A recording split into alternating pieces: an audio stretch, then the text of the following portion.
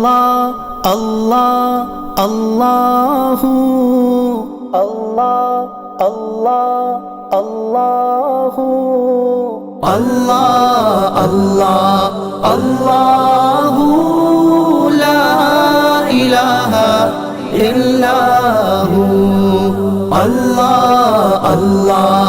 اللہ لا الہ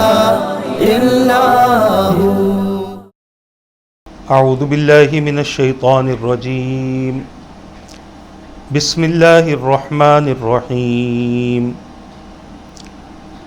ام تقولون ان ابراہیم واسماعیل واسحاق ویعقوب والاسباط كانوا هودا او نصارا قل اانتم اعلم ام اللہ ومن اظلم ممن كتم شہادة عنده من اللہ وما اللہ بغافل عما تعملون تلك أمة قد خلت لها ما كسبت ولكم ما كسبتم ولا تسألون عما كانوا يعملون صدق اللہ العظیم۔ سورہ بقرہ آیت نمبر 140 اور 141 کی تلاوت کی گئی ہے، اور یہ پہلے پارے کی آخری دو اختتامی آیتیں ہیں۔ اللہ تبارک و تعالیٰ کا ارشاد پاک ہو رہا ہے، جس کا معنی اور مفہوم یہ ہے: کیا تم کہتے ہو کہ بے شک ابراہیم، اسماعیل، اسحاق،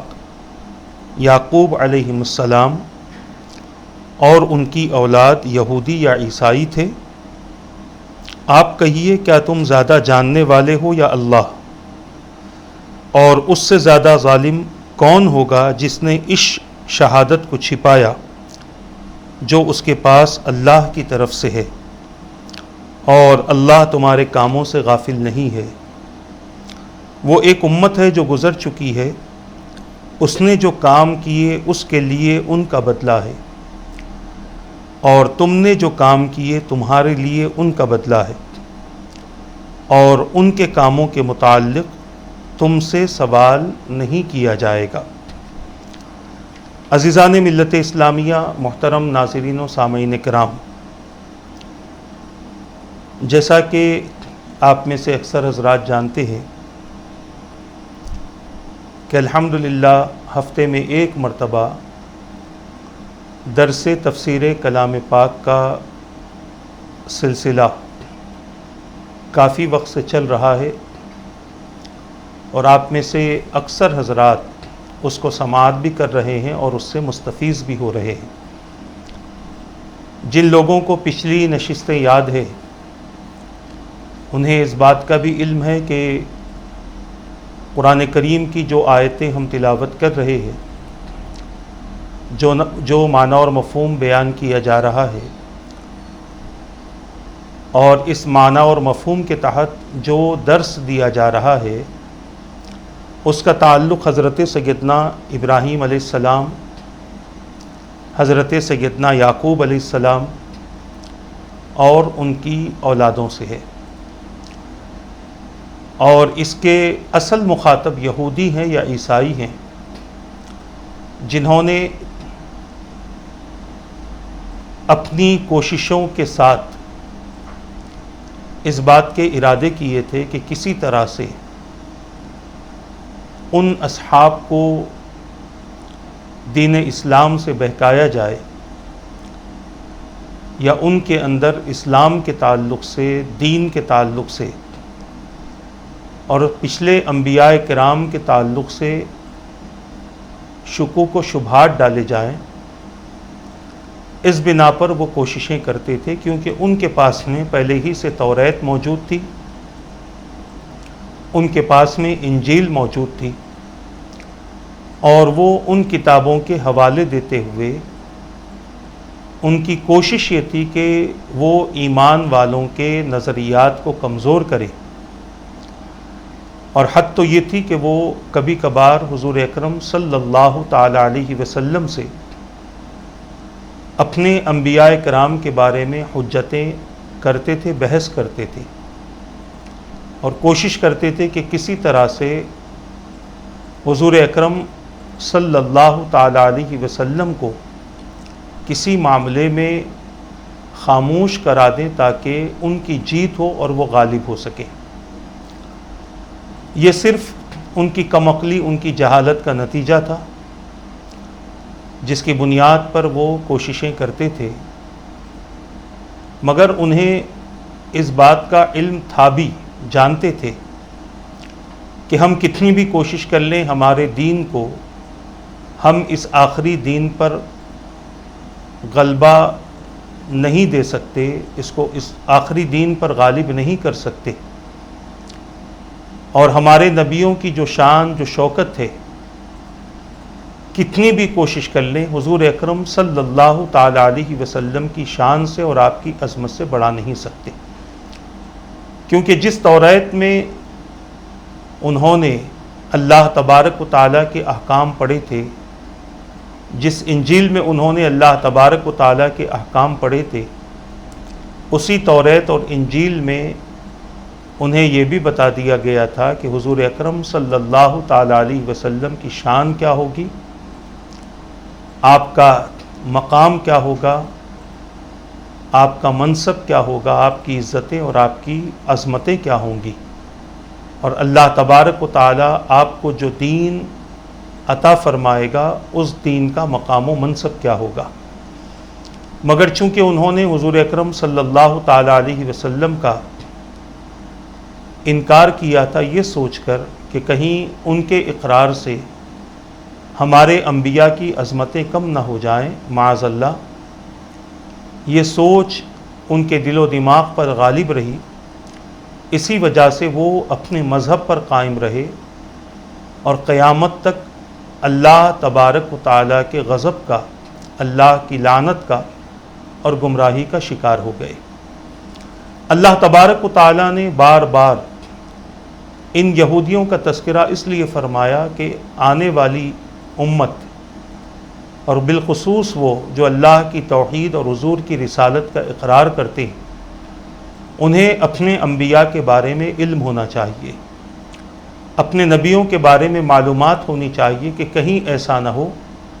کہ ایمان کی کمزوری انہیں کفر تک پہنچا دے، ایمان کی کمزوری کہیں انہیں شرک تک پہنچا دے، ایمان کی کمزوری کہیں انہیں خدا اور اس کے رسول سے دور نہ کر دے۔ اسی لیے قرآن کریم نے جہاں عبادات کی وضاحتیں فرمائی ہے، جہاں حکم دیا گیا کسی چیز سے منع کیا گیا، وہیں پر قیامت تک جو لوگ جن منصوبوں کے ساتھ اور جس مشن کے ساتھ آ کر مسلمانوں کو گمراہ کر سکتے تھے، اللہ تبارک و تعالیٰ نے وہ ساری چیزیں قرآن مقدس میں بیان فرما دی۔ آج دیکھیں بہت سارے ایسے بھی مسلمان ہیں جنہیں اپنے نبی اور اپنے رسولوں کی عظمت کا تو اندازہ نہیں ہے، مگر عیسیٰ علیہ السلام کے تعلق سے وہ بہت کچھ جانتے ہیں، اس لیے کہ وہ ایسے اسکول اور ایسے کالج میں پڑھتے ہیں کہ جن کا تعلق حضرت عیسیٰ علیہ السلام سے ہے، یا پھر یوں کہیں کہ جن کا ظاہری تعلق ان سے ہے، مگر باطنی طور پر وہ مشرک ہے، باطنی طور پر وہ اللہ اور اس کے نبی کے ماننے والے نہیں ہیں۔ ایسی مشنریز ہمارے خلاف کام کر رہی ہے، ہمارے بچوں کو بڑے بڑے اسکولوں کے نام پر اور بڑی بڑی تعلیم کے نام پر ہمارے بچوں کو گمراہ کرنے کا ایک مشن اور ایک منصوبہ بنایا گیا، اور آج وہ لوگ اپنے منصوبے میں کامیاب ہو رہے ہیں، اور ہم انجانے میں یا جان بوجھ کر اپنے بچے کی اعلیٰ تعلیم، اپنے بچے کی ایجوکیشن کو سوچ کر اور اس کی فکر کر کے ہم یہ بھی نہیں سمجھ پاتے کہ ہمارا بچہ کہیں ایسا نہ ہو کہ ایک وقت ایسا آ جائے کہ حضور کی رسالت کو کم جاننے لگے اور حضرت عیسیٰ علیہ السلام کو حضور سے زیادہ مرتبہ دینے لگے۔ بہت ساری ایسی یہودی لابی ہے کہ جو حضرت موسیٰ علیہ السلام کے تعلق سے لوگوں کے ذہنوں کو خراب کیا جاتا ہے، ان کی عظمتیں اور ان کی شان اس انداز سے بیان کی جاتی ہے کہ ہمارے بچوں کو تو کوئی تعلیم ہی نہیں ملتی حضور کے تعلق سے کہ گھر میں کوئی پڑھانے آئے یا کسی پروگرام میں جا کر ہم شریک ہوں یا کوئی ایسی سیریز ہم انہیں بتائیں کہ جس کے ذریعے انہیں یہ پتہ چلے کہ حضور اکرم صلی اللہ تعالیٰ علیہ وسلم کی شان اور مقام کیا ہے۔ یہ بات ذہن میں رکھیں کہ یہودیوں نے حضور کے دور سے اپنے مشن کا آغاز کیا تھا اور اس کو ختم نہیں کیا ہے، یہ قیامت تک چلتا رہے گا۔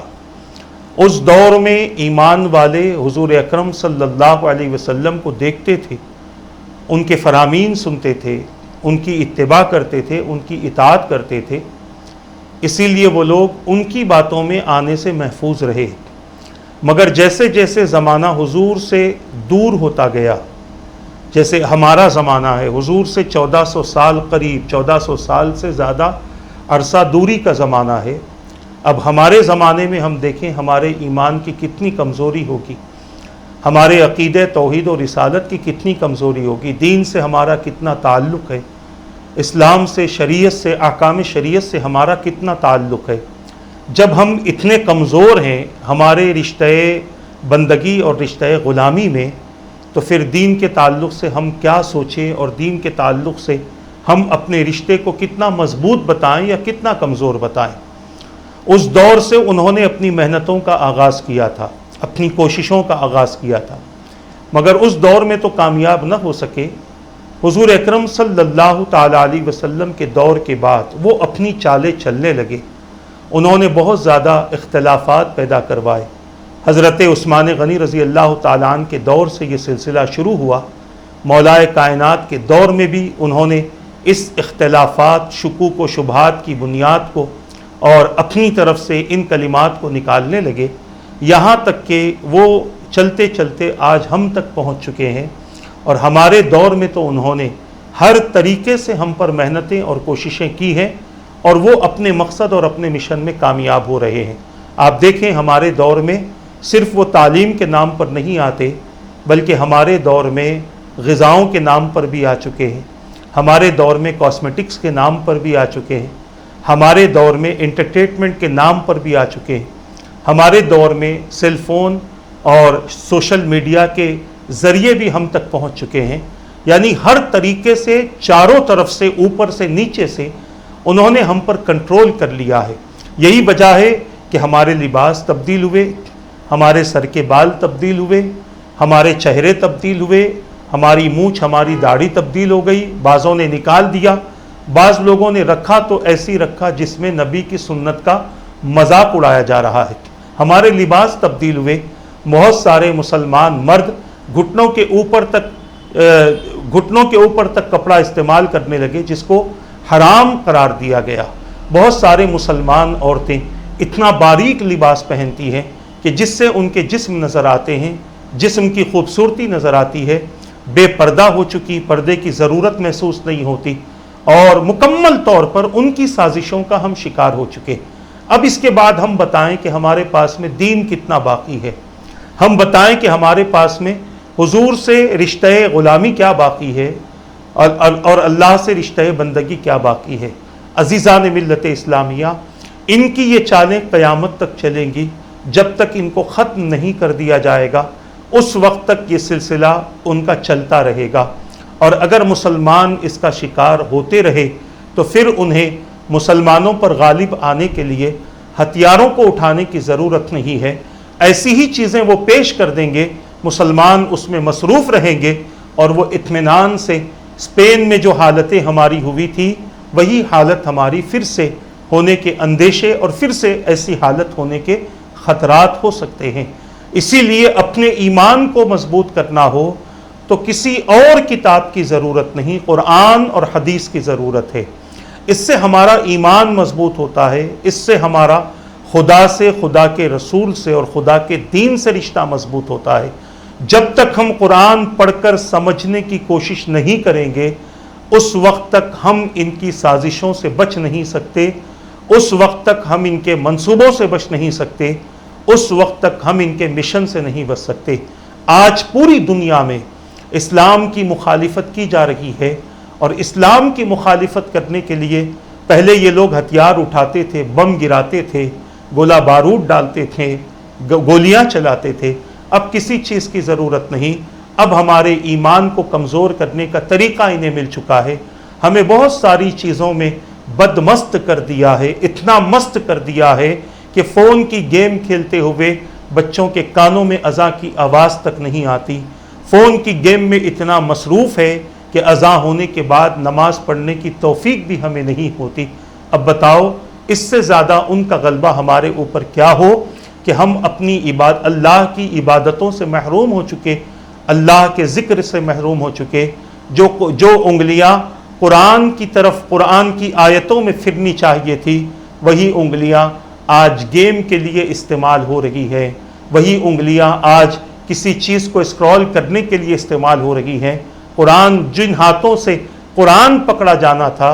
ان ہاتھوں میں آج سیل فون آ چکا، ٹیبس آ چکے ہیں، ان ہاتھوں میں آج یہ تمام چیزیں آ چکی ہیں، اور ان کا کون کیسا استعمال کرتا ہے یہ سب جانتے ہیں۔ ہمارے ایمان کو ہمیں ختم کرنے کے لیے اب انہیں کسی ہتھیار کے اٹھانے کی ضرورت نہیں۔ ان لوگوں نے دیکھ لیا کہ کسی قوم کو تباہ کرنا ہو تو اس کے اندر شوق پیدا کر دو۔ انہوں نے کیا کیا شوق ہمارے اندر پیدا کیے ہیں، اس کا تذکرہ کرنا میں ضروری نہیں سمجھتا۔ ہر مسلمان جانتا ہے مردوں کو کن چیزوں کا شوق دیا گیا، عورتوں کو کن چیزوں کا شوق دیا گیا،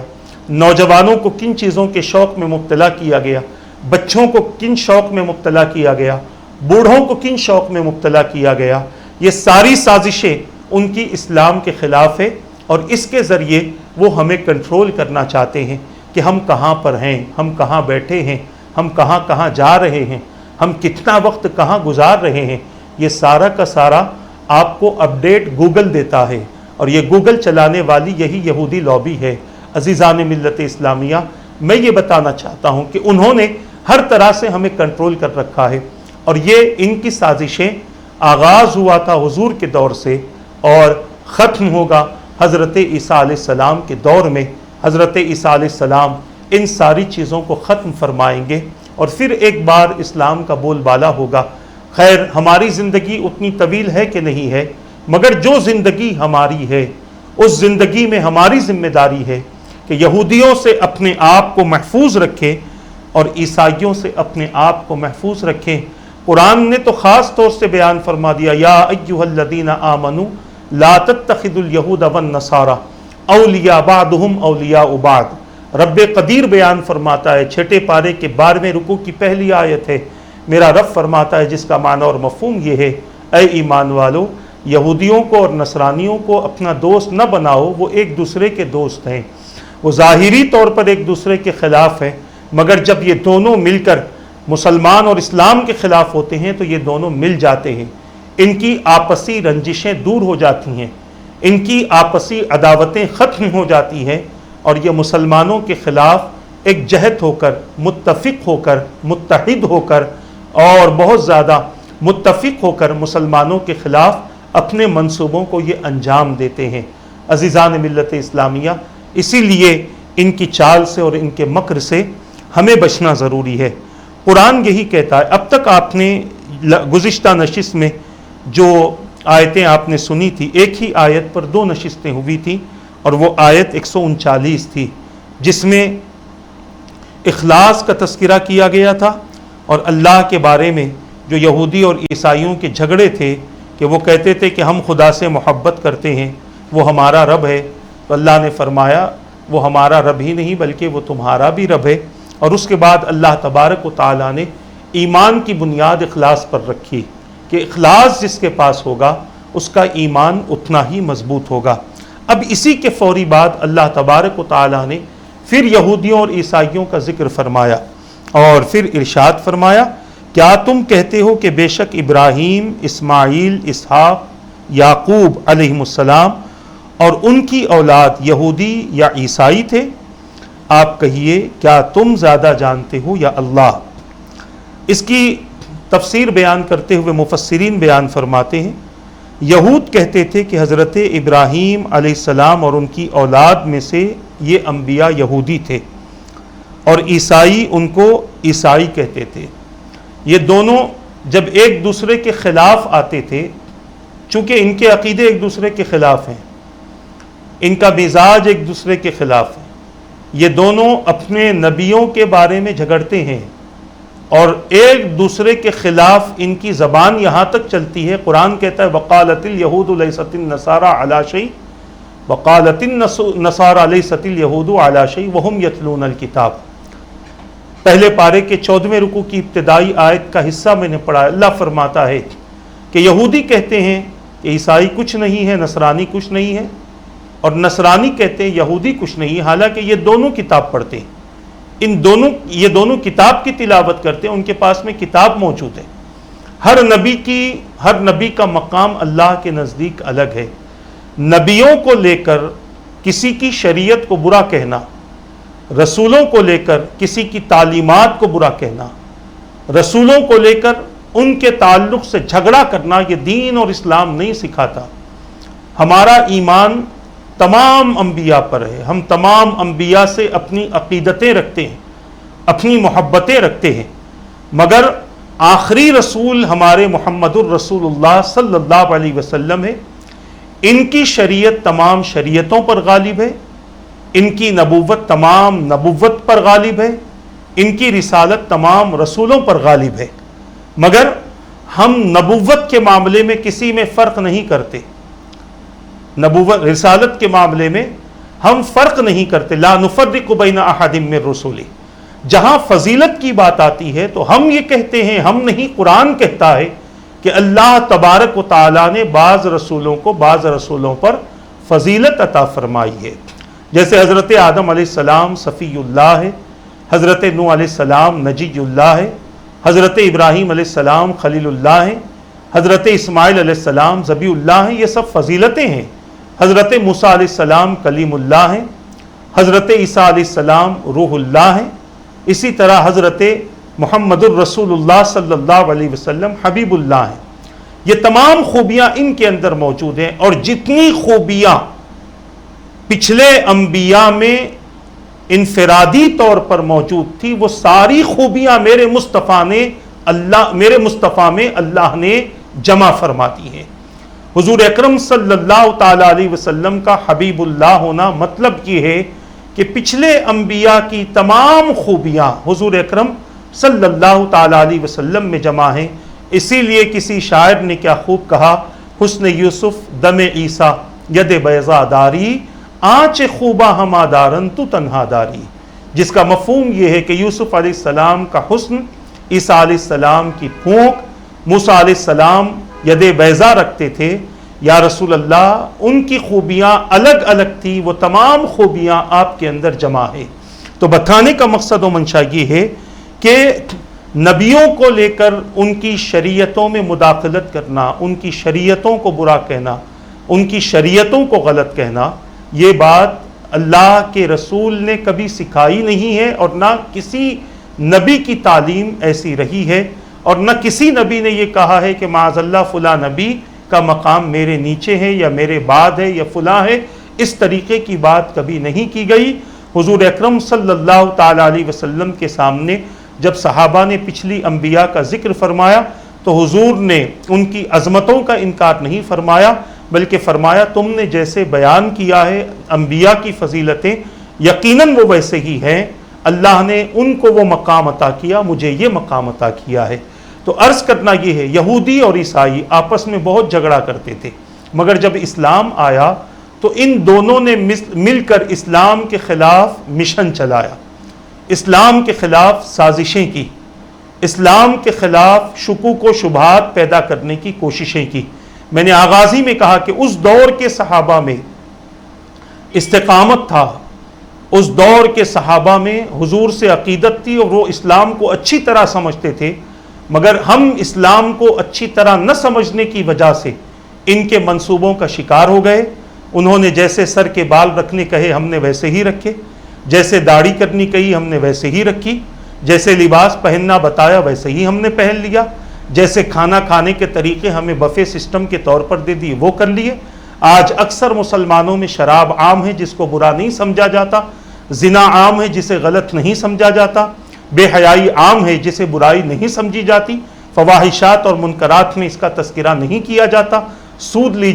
لیا جاتا ہے، رشوت لی جاتی ہے، قتل کیا جاتا ہے. یہ سب کچھ عام ہو چکا ہے، اور یہ سارے گناہ کسی کی نظر میں یعنی کرنے والے کی نظر میں یہ برا ہے ہی نہیں، بلکہ اس کے پاس میں کوئی نہ کوئی ہیلا اور کوئی نہ کوئی تدبیر موجود ہے۔ مگر حقیقت یہ ہے کہ تمہارے کہنے سے دین نہیں بدلے گا، تمہاری سوچ سے دین نہیں بدلے گا۔ تم اگر مسلمان نام رکھ کر دین کے خلاف ہو جاؤ گے تو دین کے احکام بدلنے والے نہیں ہیں۔ جو دین کے پابند ہیں وہ دین پر قائم رہیں گے، جو تم جیسی سوچ رکھتے ہیں وہ تمہارے پیچھے چلیں گے۔ قیامت کے دن اللہ تعالیٰ اس کا فیصلہ فرمائے گا کہ کون حق پر تھا اور کون حق پر نہ تھا۔ قیامت تک ہمیں اس بات کا انتظار کرنا پڑے گا، اور قیامت ہی نہیں، اگر میں کہوں سب کو دیکھنا ہے تو اس دن کا انتظار کرنا پڑے گا، مگر جب قبر میں جائیں گے تبھی سے پتہ چلے گا کہ ہم جس دین پر باقی تھے کیا وہ حقیقت میں دین تھا یا نہیں تھا، یا ہم نے کسی اور کی باتوں کی وجہ سے اپنے دین اور اپنے مذہب کو تبدیل کر لیا تھا۔ عزیزان ملت اسلامیہ، تو عرض کر رہا تھا، یہودی کہتے تھے، قرآن کہتا ہے یہودی کہتے تھے کہ حضرت ابراہیم اور ان کی اولاد میں سے جو انبیاء تھے وہ یہودی تھے۔ عیسائی کہتے تھے کہ نہیں وہ عیسائی تھے۔ اللہ تبارک و تعالیٰ نے اس بات کا رد فرمایا، تم جانتے ہو، قل اانتم اعلم ام اللہ، تم جانتے ہو کہ یا اللہ جانتا ہے، تم تو ابھی ابھی پیدا ہوئے ہو۔ اللہ تبارک و تعالیٰ کی ذات ہمیشہ سے ہے اور ہمیشہ رہنے والی ذات ہے۔ وہ قدرت جب بیان کرتا ہے، جب اللہ تعالیٰ تمہیں بتاتا ہے کہ حضرت ابراہیم علیہ السلام موحد تھے، ان کی اولادیں موحد تھی، جتنے انبیاء تھے وہ اللہ کے دین پر قائم تھے، اللہ کی دی ہوئی شریعت پر قائم تھے اور اسی پر لوگوں کو وہ چلاتے تھے، مگر اس کے باوجود وہ اس بات کو نہیں مانتے تھے۔ اور پھر اس سے پہلے والی 2-3 آیتیں پہلے والی آیت میں بھی یہ گزر چکا کہ حضرت ابراہیم اور حضرت یعقوب علیہ السلام نے وفات سے پہلے اپنے بیٹوں سے توحید پر ہمیشہ قائم رہنے کا حکم بھی دیا تھا اور انہوں نے اقرار بھی کیا تھا۔ اللہ تعالیٰ نے فرمایا ام کنتم شہداء اذ حضر یعقوب الموت، کیا تم اس وقت حاضر تھے جب یعقوب علیہ السلام کے قریب موت آئی؟ آیت مبارکہ کا معنی اور مفہوم عرض کر رہا ہوں۔ حضرت یعقوب علیہ السلام نے اپنے بیٹوں سے کہا تھا کہ اے میرے بیٹو، بتاؤ میرے بعد کس کی عبادت کرو گے؟ اذ قال لبنیہ ما تعبدون من بعدی، تو انہوں نے کہا تھا قالوا نعبد الہک و الہ آبائک ابراہیم و اسماعیل و اسحاق الہ واحد او کما قال۔ اللہ تبارک و تعالیٰ نے اس کا تذکرہ قرآن مقدس میں فرمایا اور فرما کر بتا دیا کہ حضرت ابراہیم علیہ السلام کی اولاد اور حضرت اسحاق علیہ السلام کی اولاد اور حضرت یعقوب علیہ السلام کی اولاد یہ کس چیز پر قائم تھی؟ یعقوب علیہ السلام کے بیٹے تھے، حضرت یوسف علیہ السلام تھے، اور حضرت یعقوب علیہ السلام حضرت اسحاق علیہ السلام کے بیٹے تھے۔ تو جب ان سے سوال کیا گیا تو انہوں نے کہا کہ ہمارا معبود تو وہی ہے جو حضرت ابراہیم علیہ السلام کا معبود ہے، حضرت یعقوب علیہ السلام کا معبود ہے، حضرت اسحاق علیہ السلام کا معبود ہے۔ حضرت یعقوب علیہ السلام سے وہ کہنے لگے کہ حضرت اسماعیل علیہ السلام کا جو معبود ہے ہم اسی کی عبادت کریں گے اور ہمیشہ اسی پر قائم رہیں گے۔ اور یہودی جو تھے، یعنی ان کا دعویٰ تھا کہ ہم انبیاء کو مانتے ہیں، اور مانتے مانتے انہوں نے حضرت عزیر علیہ السلام کو خدا کا بیٹا تک کہہ دیا، اس وجہ سے وہ مشرک ہو گئے۔ عیسیٰ علیہ السلام کو عیسائیوں نے خدا کا بیٹا کہہ دیا، اس لیے وہ مشرک ہو گئے۔ اور اس لیے یہود اور عیسائیوں کا حضرت ابراہیم علیہ السلام اور ان انبیاء کو اپنے اپنے دین پر کہنا یہ باطل ہے، یعنی ان کی سوچ اور ان کی فکر غلط ہے۔ اللہ تبارک و تعالیٰ نے اپنے انبیاء کو دین پر باقی رکھا،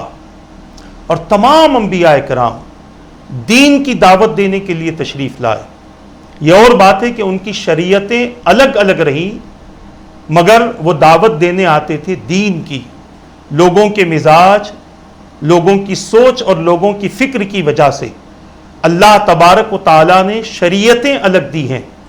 مگر سارے انبیاء کرام دین کی دعوت دینے کے لیے تشریف لائے ہیں۔ اسی لیے اللہ تبارک و تعالیٰ نے انبیاء کے تعلق سے ارشاد فرمایا لِكُلٍّ جَعَلْنَا مِنْكُمْ شِرْعَةً وَمِنْهَاجًا، اور ایک طرف فرمایا إِنَّ الدِّينَ عِنْدَ اللَّهِ الْإِسْلَامِ، اللہ تبارک و تعالیٰ نے بیان فرما دیا کہ انبیاء علیہ السلام کا دین واحد ہے اور وہ اسلام ہے. اللہ کے نزدیک پسندیدہ مذہب اسلام ہے.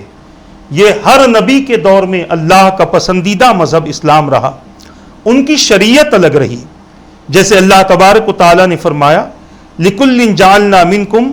شِرْعَةً وَمِنْهَاجًا، یعنی ہم نے تم میں سے ہر ایک کے لیے الگ الگ شریعت اور الگ الگ شریعت اللہ تبارک و تعالیٰ نے اپنے نبیوں کی امت کے لیے ظاہر فرمائی. الگ الگ شریعت ظاہر فرمائی اور واضح راہ عمل بنائی. یہ انبیاء کرام کے ذریعے اللہ تبارک و تعالیٰ نے اپنے بندوں کو عطا فرمایا. اور یعنی انسان کی فکری اور تہذیبی ارتقاء اور زمانہ اور ماحول کے خصوصی تقاضوں کی وجہ سے ہر نبی کے دور میں عبادات اور معاملات کے طریقے الگ الگ مقرر کیے گئے. البتہ عقائد سب کے ایک ہی تھے اور بعض ایسے اصول ہر دور میں ایک ہی طرح کے رہے کہ جن اصولوں کو کبھی بھی بدلا نہیں گیا، جو اصول ہمیشہ کے لیے باقی رہے اور کبھی بھی ان اصولوں کو بدلا نہیں گیا. اللہ تبارک و تعالیٰ نے جو بیان فرمایا لِكُلٍّ جَعَلْنَا مِنْكُمْ شِرْعَةً وَمِنْهَاجًا، دین تو ایک ہے، اسلام ایک ہے، مگر شریعتیں مختلف رہیں. قرآن مجید کی ان آیات، احادیث اور عبارات کا ماحصل یہی ہے جو عقائد اور اصول تمام انبیاء میں مشترک ہیں معاذ اللہ. مثلا توحید، رسالت، قیامت، جزا، سزا، اللہ تبارک و تعالیٰ کی تعظیم اور اس کے شکر کا واجب ہونا، قتل کا، زنا کا حرام ہونا، ان کا نام دین ہے. یہ ہمیشہ ایک ہی اصول پر باقی رہے اور ہر نبی نے اپنے زمانے کے مخصوص حالات کے اعتبار سے عبادات اور نظام حیات کے جو مخصوص احکام بتائے ہیں وہ شریعت ہے. ان کو مرتب کرنا اور ان کا نظم و ضبط کرنا یہ ملت ہے. اور امام اور مجتہد نے کتاب اور سنت سے جو احکام پیش کیے ہیں اس کا نام مذہب ہے. اور مشائخ طریقت نے جو اوراد و وظائف کے مخصوص طریقے بتائے ان کا نام مسلک اور مشرب ہے. اور کسی مخصوص درسگاہ کے نظریات کا نام مکتب فکر ہے. مثلا یہ کہا جا سکتا ہے کہ ہم دین کے اعتبار سے مسلمان ہیں، شریعت کے اعتبار سے محمدی ہیں، مذہب کے اعتبار سے حنفی ہیں، مسلک اور مشرب کے اعتبار سے قادری ہیں، اور مکتب فکر کے اعتبار سے ہم اہل سنت و جماعت ہیں. تو بتانے کا مقصد و منشا یہ ہے کہ پچھلے انبیاء کے دور میں دین وہی تھا مگر شریعتیں الگ الگ تھیں. اللہ تبارک و تعالیٰ نے اسی کا ذکر اپنے بندوں کے سامنے بیان فرمایا اور پھر ساتھ میں یہ فرمایا وَمَنْ أَظْلَمُ مِمَّنْ كَتَمَ شَهَادَةً عِنْدَهُ مِنَ اللَّهِ، اور اس سے زیادہ ظالم کون ہوگا جس نے اس شہادت کو چھپایا جو اس کے پاس اللہ کی طرف سے ہے. اس شہادت کے متعلق دو قول ہیں. ایک یہ کہ یہود اور عیسائیوں کو یہ علم تھا کہ حضرت ابراہیم علیہ السلام اور ان کی اولاد یہ انبیاء یہودی یا عیسائی نہیں تھے اور انہوں نے علم کے باوجود اس کو چھپایا. میں نے شروع ہی میں آپ کے سامنے یہ بات رکھ دی تھی، وہ جانتے ہیں سب مگر اس کے باوجود وہ ضد پر ہیں، وہ ہٹ دھرمی کا مظاہرہ کرتے ہیں. دوسرا قول یہ ہے کہ ان کی کتابوں میں حضور اکرم صلی اللہ تعالی علیہ وسلم کے حوالے سے آپ کی نبوت پر شہادتیں موجود تھی لیکن انہوں نے اس کو چھپایا. حالانکہ بعض راہبوں نے آپ کی نبوت کی تصدیق کی، جیسا کہ ورقہ ابن نوفل نے آپ کی تصدیق کی، کعب ابن احبار نے حضور کے وصال کے بعد میں آپ کی تصدیق کی، اور اسی طرح عبداللہ ابن سلام رضی اللہ تعالیٰ عنہ نے حضور اکرم صلی اللہ تعالیٰ علیہ وسلم سے مدینے میں ملاقات کر کے آپ کی رسالت کی تصدیق کی. سارے برے نہیں تھے، بعض ایسے بھی تھے کہ جو حضور سے نشانیاں دیکھنے کے بعد حضور اکرم صلی اللہ تعالیٰ علیہ وسلم کے تابع ہو گئے،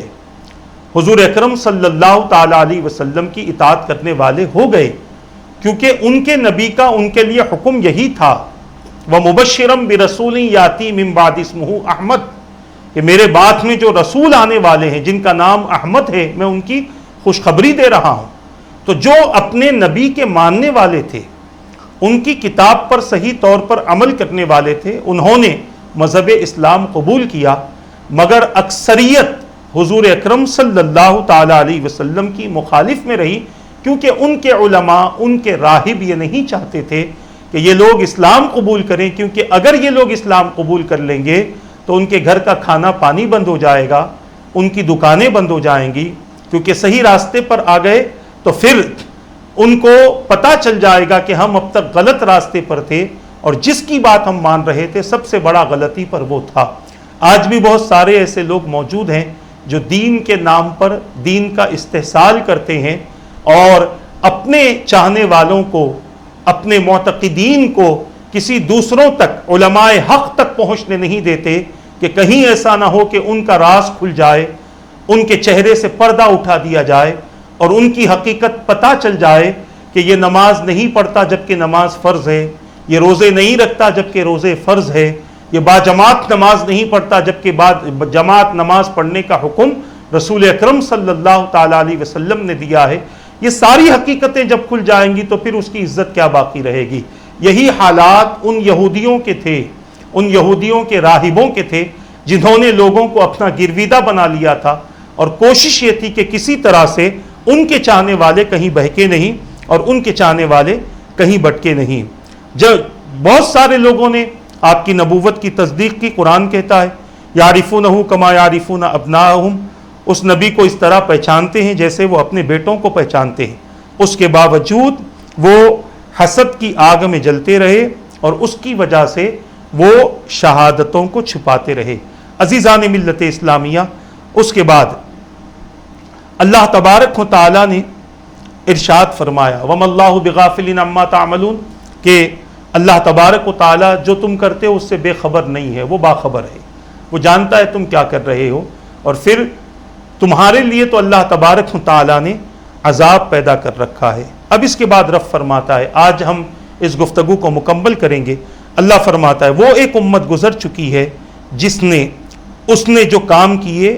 ان کے لیے ان کا بدلہ ہے، اور تم نے جو کام کیے تمہارے لیے تمہارا بدلہ ہے۔ تلک امت قد خلت لہا ما کسبت ولکم ما کسبتم ولا تسألون عما کانوا یعملون، اور انہوں نے جو کیا ہے اس کے بارے میں تم سے سوال نہیں ہوگا، تم جو کرتے ہو اس کے بارے میں تم سے سوال ہوگا۔ اس کے متعلق مفسرین بیان فرماتے ہیں یعنی ہر شخص کو اس کے عمل کی جزا ملے گی، اور یہ معنی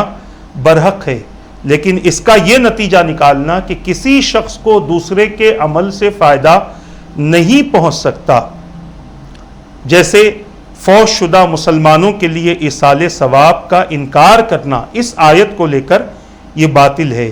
بعض لوگ قرآن مجید کی اس آیت کی بنیاد پر ایصال ثواب کا انکار کرتے ہیں، وَأَن لَيْسَ لِلْإِنسَانِ إِلَّا مَا سَعَىٰ، انسان کے لیے صرف اسی کی کوشش کا اجر ہے۔ ایصال ثواب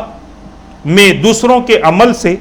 فائدہ پہنچتا ہے، اسی لیے یہ ناجائز ہے۔ اس طریقے کی گفتگو بعض لوگ کیا کرتے ہیں اور یہ دلیل باطل ہے۔ میں آپ سے عرض کروں، حضرت عبداللہ ابن عمر رضی اللہ تعالیٰ عنہما کے بارے میں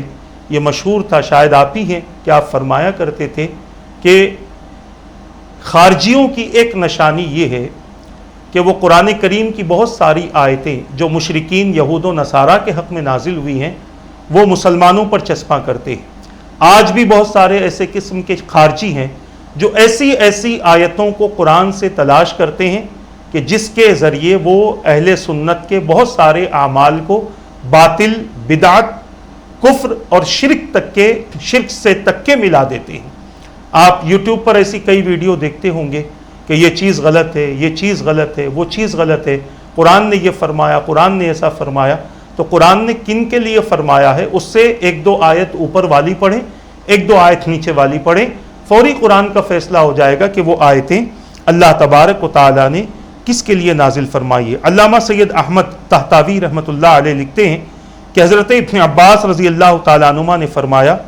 یہ آیت اس دوسری آیت سے منسوخ کی گئی۔ وہ کون سی آیت ہے؟ والذین آمنوا واتبعتہم ذریتہم بایمان الحقنا بہم ذریتہم وما التناہم من عملہم من شیء۔ یہ سورہ طور کی ایک آیت کا حصہ ہے جس کا معنی اور مفہوم یہ ہے کہ اور وہ لوگ جو ایمان لائے اور ان کی اولاد نے ایمان میں ان کی پیروی کی، ان کی اولاد کو ہم ان کے ساتھ ملا دیں گے اور ان کے عمل میں کسی قسم کی کمی نہیں کریں گے۔ آپ دوسرا جواب یہ حضرت اکرمہ نے فرمایا کہ اس آیت سے پہلے صحفی ابراہیم علیہ السلام اور موسیٰ علیہ السلام کے صحیفوں کا ذکر ہے، اس لیے یہ حکم ان کی امتوں کے لیے مخصوص ہے، اس امت کے لیے یہ حکم نہیں ہے۔ رہی یہ امت تو اس کو اپنی سعی کا بھی اجر ملے گا اور جو اس کے لیے سعی کوششیں کریں گے اس کا بھی اجر ملے گا۔ تیسرا جواب یہ ہے کہ علامہ ربیع ابن انس اور علامہ ثعلبی نے فرمایا اس آیت میں انسان سے مراد کافر ہیں اور کافروں کو صرف ان کی سعی کا اجر ملتا ہے اور وہ بھی دنیا میں، آخرت میں ان کے لیے کوئی اجر نہیں ہے۔ چوتھا جواب یہ ہے کہ علامہ حسین ابن فضل نے کہا اس آیت میں دوسروں کی سعی سے جس اجر کی نفی کی ہے وہ بطریق عدل ہے اور جس اجر کا ثواب ہے وہ بتقاضائے فضل ہے۔ پانچواں جواب یہ ہے کہ علامہ ابو بکر فرماتے ہیں کہ اس آیت میں سعی یعنی وَلَيْسَ لِلْإِنسَانِ إِلَّا مَا سَعَىٰ، میں سعی کہہ رہا ہوں سعیٰ نیت کے معنی میں، یعنی انسان کو صرف اپنی نیت کا اجر ملتا ہے۔ ایک اور جواب یہ ہے کہ انسان کو صرف اس کے عمل سے گناہ ہوتا ہے، دوسروں کے عمل کا بار اس پر نہیں ہے۔ ایک اور جواب علامہ زعفرانی رحمۃ اللہ علیہ نے فرمایا اس آیت میں سعی سے مراد عام ہے کہ انسان خود کوشش کرے یا کوشش کے اسباب فراہم کرے، مثلا جس انسان کی دولت دوست احباب اور ملنے والے اس کے لیے دعا کرتے ہیں اور استغفار کرتے ہیں تو یہ بھی اسی کی کوششوں کا سبب ہے، کیونکہ وہ اپنی اولاد کی ایسی تربیت کرتا ہے اور قرابت داروں اور ملنے جلنے والوں سے ایسا حسن سلوک کرتا ہے کہ جس کی بنیاد پر وہ اس کے لیے دعا اور استغفار کرتے ہیں، کیونکہ اس دعا اور استغفار کا سبب اس شخص کی محنتوں کی وجہ سے قائم ہوا۔ اور پھر اس کے علاوہ اور بھی اکابرین نے اس پر بہت زیادہ تحقیق اور تشریح فرمائی ہے۔ اب آخری بات کی طرف آتا ہوں تاکہ وہ حضرات جو ان باتوں کا انکار کرتے ہیں ایصال ثواب کا، وہ اپنے علماء کی زبانی سن لیں تو پتہ چل جائے کہ آپ کے علماء کا عقیدہ کیا ہے اور آج کل کے لوگ آپ سے حق چھپا کر آپ کو کیا عقیدہ دے رہے ہیں۔ ایسے لوگوں کے ایک بڑے مشہور عالم ہیں غیر مقلدوں کے، ان کا نام نواب صدیق حسن بھوپالی، ان کو بہت زیادہ فالو کیا جاتا ہے۔ صرف علماء کی باتیں نہ سنیں، ان کی کتابیں بھی پڑھے تو بہت سارے حقائق آپ کو معلوم ہوگے کہ انہوں نے کس آیت کی تفسیر میں کیا کہا ہے اور کس آیت کی کیا تشریح کی ہے۔ وہ کہتے ہیں نواب صدیق حسن بھوپالی اس آیت کی تفسیر میں لکھتے ہیں، یہ کون سی آیت؟ جو 141ویں سورہ بقرہ کی آیت ہے۔ وہ لکھتے ہیں کہ شیخ تقی الدین ابو العباس احمد ابن تیمیہ نے کہا جس شخص کا یہ عقیدہ ہے کہ انسان کو صرف اس کے عمل سے نفع ہوتا ہے وہ اجماع کا مخالف ہے اور یہ متعدد وجوہ سے باطل ہے۔ یہ 20 وجہیں آپ نے بیان فرمائی ہے، میں جلدی اس کو ختم کرتا ہوں۔ پہلی وجہ بیان کرتے ہیں کہ انسان کو دوسرے شخص کی دعا سے فائدہ پہنچتا ہے اور یہ عمل غیر سے فائدہ پہنچا، یعنی جو کہتے ہیں کہ اپنا ہی کیا کام آتا ہے دوسروں کا کام نہیں آتا، تو یہ خود بتاتے ہیں کہ دوسروں کا کیا بھی کام آتا ہے۔ دوسری وجہ یہ کہ حضور میدان محشر میں پہلے حساب کے لیے شفاعت فرمائیں گے، پھر جنت میں دخول کے لیے سفارش کریں گے، تو گویا آپ کے عمل سے دوسروں کو فائدہ پہنچا۔ تیسری وجہ یہ ہے کہ گناہ کبیرہ کا مرتکب شفاعت کے ذریعے دوزخ سے نکالے جائیں گے اور یہ نفع عمل غیر سے ہوگا، یعنی کسی دوسرے کے کہنے سے یہ چیز ہوگی۔ چوتھی وجہ یہ ہے کہ فرشتے زمین والوں کے لیے دعا وہ استغفار کرتے ہیں، فرشتے دعائیں اور استغفار کرتے ہیں۔ پانچویں وجہ یہ ہے کہ اللہ تعالیٰ بعض ایسے گناہگاروں کو جہنم سے نکالے گا جن کا کوئی عمل صالح نہیں ہوگا، اور یہ نفع بغیر عمل اور بغیر کوشش کے حاصل ہوا۔ چھٹی وجہ یہ ہے کہ مسلمانوں کی اولاد اپنے آبا کے عمل سے جنت میں جائے گی، اور یہ بھی غیر کے عمل سے نفع حاصل کر رہے ہیں۔ ساتویں وجہ یہ ہے کہ اللہ تعالیٰ نے دو یتیم لڑکوں کے قصے بیان فرمائے قرآن میں، سورہ کہف میں ہے، وَكَانَ أَبُوهُمَا صَالِحًا، ان لڑکوں کو اپنے باپ کی نیکی سے فائدہ پہنچا ہے۔ آٹھویں وجہ سنت اور اجماع سے ثابت ہے کہ میت کو دوسروں کے کیے ہوئے صدقات سے فائدہ پہنچتا ہے۔ نویں وجہ حدیث سے ثابت ہے کہ میت کے ولی کی طرف سے حج کرنے سے میت سے حج مفروض ساقط ہو جاتا ہے، اور یہ فائدہ بھی عمل غیر سے ہے۔ ایصال ثواب کے جو مخالفین ہیں وہ اس بات کو ذہن میں رکھ لیں۔ 10ویں وجہ یہ ہے کہ حدیث میں نذر مانا ہوا حج اور نذر مانا ہوا روزہ بھی غیر کے کرنے سے ادا ہو جاتا ہے۔ 11ویں وجہ یہ ہے کہ حضور اکرم صلی اللہ علیہ وسلم نے ایک مقروض کی نماز جنازہ نہیں پڑھی، حتیٰ کہ ابو قتادہ رضی اللہ تعالیٰ عنہ نے اس کا قرض ادا کر دیا، اس طرح غیر کے عمل سے قرض ادا ہوا۔ 12ویں وجہ ایک شخص تنہا نماز پڑھ رہا تھا، حضور نے فرمایا کوئی شخص اس پر صدقہ کیوں نہیں کرتا، یعنی اس کے ساتھ مل کر نماز پڑھے، اس کو جماعت کا ثواب مل جائے، یعنی دوسرے کی وجہ سے اس کو بھی فائدہ ہو گیا۔ 13ویں وجہ یہ ہے کہ اگر کسی میت کی طرف سے لوگ قاضی کے حکم سے قرض ادا کر دیں تو میت کا قرض ادا ہو جاتا ہے۔ 14ویں وجہ یہ ہے کہ جس شخص پر لوگوں کے حقوق ہیں، اگر لوگ وہ حقوق معاف کر دیں تو وہ بری ہو جاتا ہے۔ 15ویں وجہ یہ ہے کہ نیک پڑوسی سے زندگی میں اور موت کے بعد بھی نفع حاصل ہوتا ہے۔ 16ویں وجہ یہ ہے کہ حدیث شریف میں ہے ذکر کرنے والوں کی مجلس میں بیٹھا ہوا ایک ایسا شخص بخشا گیا جس نے ذکر نہیں کیا تھا، صرف ان کی مجلس میں بیٹھنے کی وجہ سے بخشا گیا۔ 17ویں وجہ بیان کی گئی کہ میت پر نماز جنازہ پڑھنا اور اس کے لیے استغفار کرنا یہ بھی تو غیروں کی طرف سے عمل ہے، اور ان کی وجہ سے وہ وقت دیا جاتا ہے۔ 18ویں وجہ یہ ہے کہ اللہ تعالیٰ نے حضور سے فرمایا وَمَا كَانَ اللَّهُ لِيُعَذِّبَهُمْ وَأَنْتَ فِيهِمْ، اور اللہ کی شان یہ نہیں کہ وہ ان کو عذاب دے حالانکہ آپ ان میں موجود ہوں، یہ حضور کی وجہ سے امت کو فائدہ ہو رہا ہے۔ 19ویں وجہ یہ ہے کہ اللہ تبارک و تعالیٰ نے فرمایا لولا رجال مؤمنون ونساء مؤمنات، اور فرمایا لولا دفع اللہ الناس بعضهم ببعض لفسدت الارض، اگر بعض لوگوں کی نیکیوں کے سبب اللہ تعالیٰ بعض بروں سے عذاب نہ ٹالے تو زمین برباد ہو جائے، یعنی چند لوگ نیکیاں کرتے ہوں تو ان کی وجہ سے بہت سارے لوگ اللہ کے عذاب سے محفوظ ہو جاتے ہیں، اور یہ بھی کسی غیر کے عمل سے کسی غیر کو فائدہ ہو رہا ہے۔ اسی طرح 20ویں وجہ یہ ہے کہ نابالغ کی طرف سے بالغ صدقہ فطر ادا کرتا ہے تو اس سے بھی اس نابالغ کو فائدہ ہوتا ہے۔